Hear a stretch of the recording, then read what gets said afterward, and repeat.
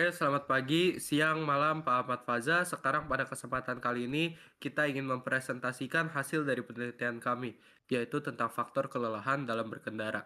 Perkenalkan dahulu, nama saya Frans Marco Haryanto. Nama saya David Arden Tulungalo. Nama saya Alvis Evandra. Nama saya Christian Aurelius. Nama saya Kingsley James Wayne. Oke, kita mulai yang pertama, itu adalah abstrak.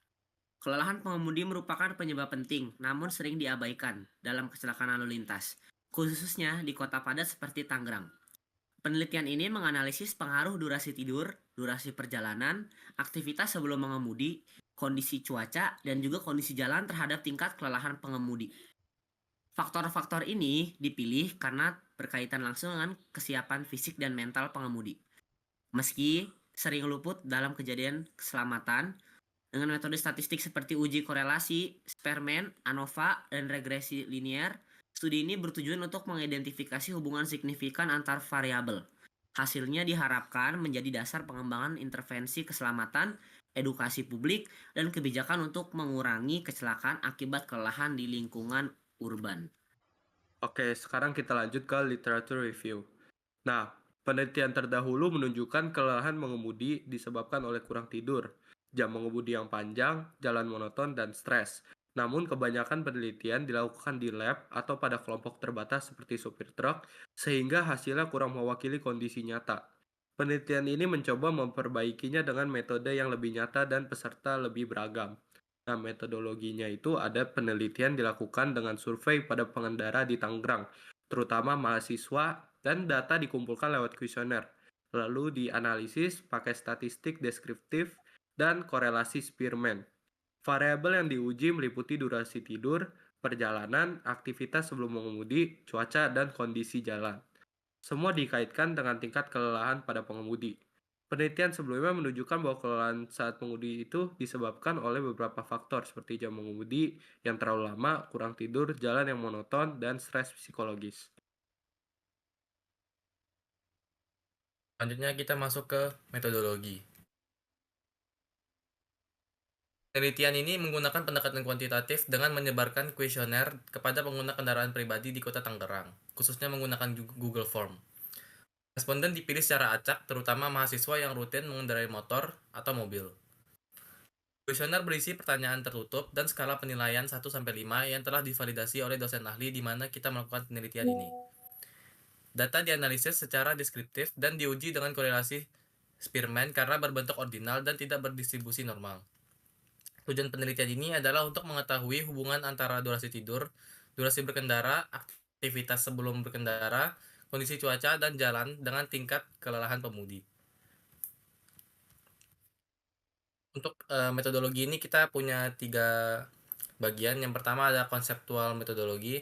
Di sini ada tabel variabelnya, di mana kita punya 6 variabel, 5 variabel independen dan 1 dependen, di mana setiap variabelnya sudah dijelaskan conceptual definition-nya, operational definition, variable types, dan juga pertanyaan minimal 1 dari setiap variabel. Selanjutnya untuk H1-nya ini kita ada durasi tidur sebelum mengemudi memiliki efek negatif pada tingkat kelelahan pengemudi. Alasannya, pengemudi yang cukup tidur cenderung merasa lebih segar, fokus, dan tidak mudah lelah saat mengemudi dibandingkan dengan mereka yang kurang tidur. H2-nya, aktivitas berat sebelum mengemudi memiliki efek positif pada tingkat kelelahan pengemudi. Alasannya, melakukan aktivitas yang menuntut fisik atau mental sebelum mengemudi seperti bekerja keras, olahraga berat, ataupun bergadang dapat meningkatkan kelelahan fisik dan mental selama mengemudi. Untuk H3-nya, durasi perjalanan memiliki efek positif pada tingkat kelelahan pengemudi. Alasannya, mengemudi berjam-jam tanpa istirahat dapat memicu kelelahan fisik dan mental yang menyebabkan penurunan konsentrasi dan peningkatan kelelahan pengemudi. H4-nya, kondisi jalan memiliki efek positif pada tingkat kelelahan pengemudi. Alasannya, kondisi jalan yang buruk seperti kemacetan lalu lintas, jalan rusak atau sempit, dapat meningkatkan beban kerja mental dan fisik pengemudi, sehingga menyebabkan kelelahan lebih cepat terjadi. H5-nya, kondisi cuaca memiliki efek positif pada tingkat kelelahan pengemudi. Alasannya, kondisi cuaca ekstrim seperti panas, hujan lebat, atau kegelapan dapat mengurangi kenyamanan berkendara dan mempercepat timbulnya kelelahan. Untuk bagian yang kedua ada data collection, Di sini kita ada diagram independen dan dependennya. Jadi di kiri itu yang itu 5 variabel itu adalah independennya, ada sleep duration, activity, weather condition, road condition, dan travel duration yang mengarah ke dependen kita yaitu driving fatigue.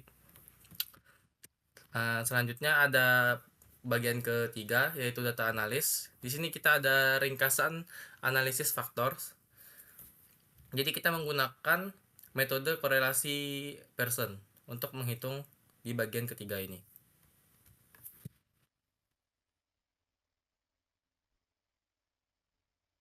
Oke, selanjutnya ada hipotesis testing di bagian keempat. Jadi gambar tersebut itu menampilkan tabel pengujian hipotesis terstruktur yang terkait dengan faktor-faktor yang mempengaruhi kelelahan pengemudi. Jadi setiap baris itu mewakili hipotesis tertentu dari H1 sampai H5, beserta variabel independen seperti variabel X, variabel dependen yaitu variabel Y, jenis data yang terlibat, dan uji statistik yang disarankan. Misalnya, H1 menyelidiki bagaimana durasi tidur sebelum mengemudi mempengaruhi kelelahan, menggunakan tipe data, dan merekomendasikan penggunaan uji Z-square. Demikian pula H2, menguji efek aktivitas berat sebelum mengemudi terhadap kelelahan menggunakan campuran data nominal dan ordinal. Jadi tabel ini dirancang untuk memandu pengujian hipotesis menggunakan data survei, memastikan metode statistik yang tepat diterapkan berdasarkan tipe data. Tabel ini menyediakan pemetaan yang jelas antara setiap hipotesis beserta variabelnya dan teknik analisis yang paling tepat. Tata letak seperti itu sangat berguna dalam lingkungan akademis atau penelitian di mana kejelasan dan konsistensi dalam hubungan variabel dan metode sangat penting untuk menarik kesimpulan yang valid. Jadi temuan analisis korelasi Spearman sebagian selaras dengan ekspektasi awal. Diharapkan bahwa variabel terkait kelelahan seperti kurang tidur, durasi pengemudi yang panjang, dan stres akan saling terkait dan berkorelasi secara signifikan. Hasilnya secara umum konsisten dengan penelitian sebelumnya. Penelitian oleh Williamson dan Feyer pada tahun 2000 dan Philip et al. Di tahun 2005 menemukan bahwa kelelahan dan stres secara signifikan mempengaruhi kinerja mengemudi, terutama dalam kondisi mengemudi yang monoton dan berdurasi panjang. Mirip dengan penelitian tersebut, analisis ini juga mengidentifikasi hubungan yang signifikan antara kelelahan terkait tidur dan hilangnya konsentrasi akibat stres. Namun, tidak seperti beberapa penelitian sebelumnya yang menunjukkan korelasi kuat antara usia dan kelelahan. Misalnya, pengemudi yang lebih tua lebih rentan. Penelitian ini tidak menemukan korelasi yang signifikan antara usia dan indikator kelelahan lainnya. Jadi, beberapa keterbatasan harus diakui. Pertama, kumpulan data tersebut mencakup data laporan diri subjektif yang dapat dipengaruhi oleh bias atau ingatan yang tidak akurat, terutama mengenai pola tidur dan tingkat kelelahan. Kedua, beberapa variabel seperti stempel waktu dimasukkan dalam uji korelasi meskipun kurang relevan secara teoritis yang dapat melemahkan interpretasi hasil. Ketiga, ukuran sampel dan komposisi demografis dapat membatasi generalisasi. Misalnya, jika responden sebagian besar berasal dari satu kelompok usia atau wilayah, temuan mungkin tidak berlaku secara luas. Terakhir, desain penelitian bersifat korelasional sehingga kausalitas tidak dapat ditetapkan. Penelitian eksperimental lebih lanjut diperlukan untuk mengkonfirmasi hubungan ini.